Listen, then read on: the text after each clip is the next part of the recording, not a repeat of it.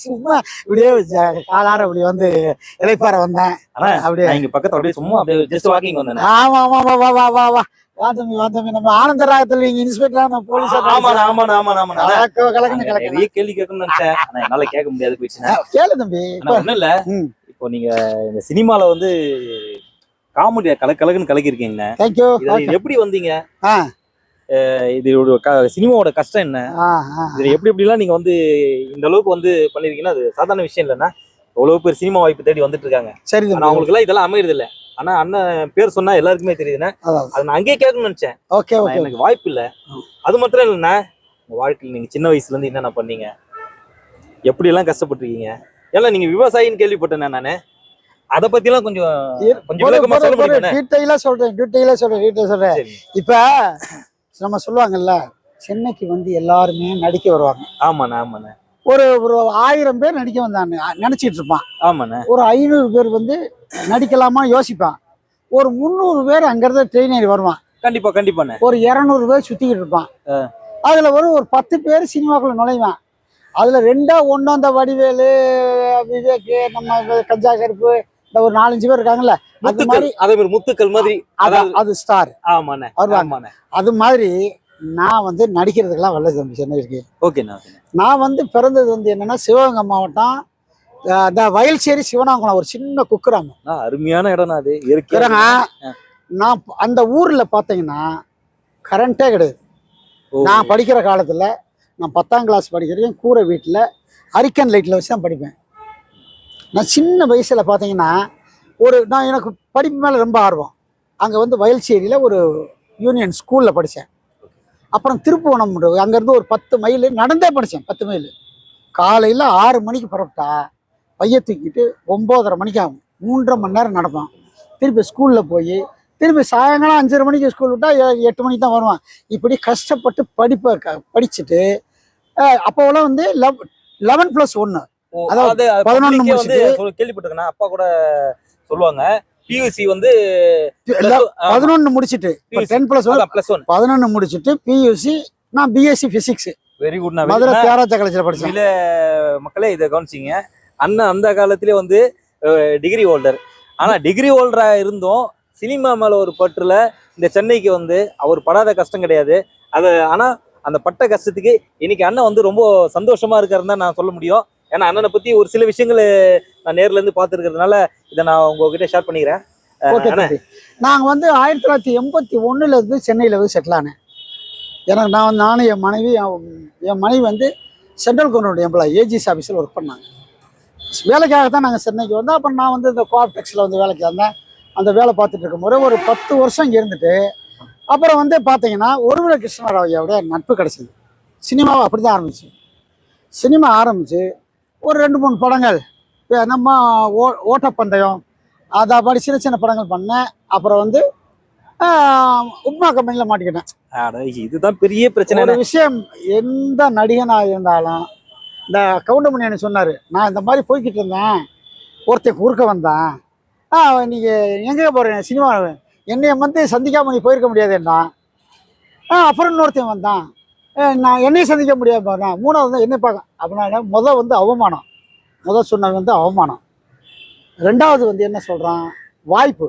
3வது வெற்றி. அப்படி கவுண்டமணி என்ன சொல்றாரு. அது மாதிரி நான் வந்தவொடனே உப்மா கம்பெனியில் மாட்டிக்கிட்டேன். உப்மா கம்பெனியில் மாட்டி ஏகப்பட்ட பணம் செலவு பண்ணி அப்புறம் தான் சினிமா என்னான்னு தெரிஞ்சு. அப்புறம் சினிமா ஒரு நண்பர் மூலியமாக, பம்மல் ரவின்னு ஒரு ஸ்டண்ட் மாஸ்டர் ஐயா வீரப்பன் மூலியமாக அப்படியே காமெடி போயிட்டு சாது படம், P Vasu direction, Arjun hero, இந்த மாதிரி பெரிய படம். ஃபஸ்ட்டு படமே அண்ணன் கவுண்டமணியோட காம்பினேஷன். ஆனால் இப்போ நீங்கள் கவுண்டமணி அண்ணன் சொன்ன உடனே நம்ம கண்டிப்பாக இதை நான் கேட்டாகணும். அவர் கூட நீங்க நடிச்சதுல அவங்களுடைய அனுபவத்தை கொஞ்சம் ஷேர் பண்ணீங்க. ஏன்னா அவர் இருக்கிற இடம் எல்லாமே வந்து பாத்தீங்கன்னா கவுண்டமணி அண்ணன் பொறுத்த வரையும் அந்த இடமே ஒரே கதை ஜாலியா ஆயிடும் சொல்லுவாங்க. ஆனா அதை நான் பார்த்தது இல்லை. அண்ணன் அந்த அனுபவத்தை கொஞ்சம் ஷேர் பண்ணுங்க. தம்பி கட்டாயம் சொல்றேன். ஓகேண்ணா. என்னை வந்து கல்லிடைக்குறிச்சின்னு ஒரு ஊருக்கு கொண்டு போயிட்டாங்க. அங்கே ஒரு பெரிய தோப்புமா வந்தப்போ கரெக்டாக ஒரு 12 மணி லஞ்சு ஒரு ½ அன் ஹவர் 1 ஹவர் இருக்கும்போது என்னை கொண்டு போய் நிறுத்துறாங்க. நல்லா முடிச்சு போட்டு பனையேறி கேரக்டர், பனையேறி நாடாத கேரக்டர். எங்களை கொண்டு போய் போட்டுறாங்க. முத போனோன்னு உங்களுக்கு தெரியும், கவுண்டமணி பற்றி தெரியும். கவுண்டமணி என்னை பார்த்துட்டே, ஏய் வாசு இங்கே வாயா, யார் இவன், ஏய் நீ ஒழுங்கா டைலாக் பேசியடா, ஏய் நடிப்பியாடா, வாசு சும்மா லஞ்ச் பீரியட் அப்படியே கை காலெல்லாம் உதறுதுங்க. சும்மாவே நடிக்க உதறல. ஏன்னா நம்மளுக்கு முன்ன பின்ன ரொம்பலாம் அனுபவம் கிடையாது. சும்மா ஸ்கூலில் இதனால நான் ட்ராமா கிமான்னு பண்ணியிருப்பேன். கவுண்டமணி முன்னால் ஒரே கை காலெல்லாம் உதறுது, என்ன பண்ணுறதே தெரியல. அப்புறம் ஒரு வழியாக சமாளித்து வந்து அந்த ஒரு சீன் எடுத்தாங்க. அதில் இருந்து அப்புறம் திருப்பி கவுண்டமணி அண்ணன் பேசினார். அப்புறம் சொன்னேன், அப்புறம் நட்பாகிட்டார். இப்போல்லாம் அண்ணன் கூட படங்கள்லாம் சர்வசாதாரணமாக நான் எல்லா காமெடி நடிகரும் நடிச்சிருக்கேன். இதுதான் இந்த சினிமாவில் கதை. ஆனா இன்னொரு விஷயம் கேட்கணும் இருந்தேன்னா, இப்போ கவுண்டமணி அண்ணன் சொல்லும் போது அண்ணன் செந்தில் அண்ணன் சொல்லாத இருக்க முடியாது. ஆனா செந்தில் அண்ணன் இப்ப பாக்குறதுக்கு அண்ணனும் அப்படியே ஜெயமணி அண்ணனை பார்த்தா அப்படியே செந்தில் அண்ணன் மாதிரி தான் இருப்பாரு. ஆமா, எல்லாருமே அப்படிதான் சொல்லுவாங்க கூட சினிமால. அவருடைய நீங்க அவருடைய அவர் கூட பழகுந்த ஒரு அவருடைய அந்த எக்ஸ்பீரியன்ஸை கொஞ்சம் சொல்லுங்க. அதாவது செந்தில் அண்ணன் வந்துன்னா பொதுவாகவே மனுஷனுக்கு மனுஷன் ஒரு பொறாம வரும். ஓகே. ஒருத்தர் வந்து இப்போ பாருங்களேன், இப்போ செந்தில் மாதிரி ஒருத்தர் வந்த உடனே அவர் என்னை பார்த்த உடனே கை காலெல்லாம் உதறல் எடுக்கும். ஜெயமணி என்னடா வாடா ஒழுங்கா டைலாக், அவர் டைலாக் விட்டுருவாரு. ஓகே. அவதார புருஷன், லக்கி மேனு, ஒரு 4-5 படம் செந்தில் அண்ணனோட பண்ணியிருக்கேன். அதே மாதிரி வானத்தை போல நானும் அண்ணனும் அவர் ஒரு கேரக்டர், ஒரு சாமியார் கேரக்டர். அவர் ஹோட்டல் முதலாளி பார்த்தீங்கன்னா தர்மபுரமே அப்படின்னு இருக்கனாலடா அண்ணனுக்கு ஒரு இட்லி கடை கட்டு, அண்ணனுக்கு பொங்கல் கட்டு, நீங்க நல்லா இருக்கிறதுனால அப்படின்னு போகும்போது நல்ல ஒரு அருமையான நல்ல மனுஷன் தான். அவருக்கு கொஞ்சம் அவர் மாதிரி இருக்கிறமே, இப்படி வந்துட்டானே அப்படின்ற மாதிரிலாம் இருக்குது. பட் இருந்தாலும் அவர் எங்கள் சொந்தக்காரர் தான், நல்ல மனுஷன், பழகுறதுக்கு இனிமையானவர் தான். அப்படி செந்தில் அண்ணன் எனக்கு அவரோட நடிப்பெல்லாம் வந்து எப்பயுமே சந்தோஷமா தான் இருக்கும். இவ்வளவு நேரம் நம்மளுக்கு வந்து நம்ம கூட பேசிட்டு இருந்தாரு, எங்கேயோ வந்தாரு, அப்படியே வாக்கிங் வந்து ஜஸ்ட் அப்படியே பாத்துட்டாரு. அண்ணா உங்களை நான் பார்த்ததுல ரொம்ப சந்தோஷம். இன்னொரு விஷயம் நான் சொல்லிக்கிறேங்க, உண்மையிலே உலகத்துல நான் நிறைய பேரை பார்த்துருக்கேன். எனக்கு ரோல் மாடல் யாருன்னு கேட்டீங்கன்னா எங்க அப்பா தான். அவருக்கு அப்புறம் பாத்தீங்கன்னா நான் இவரை தாங்க மதிக்கிறேன்.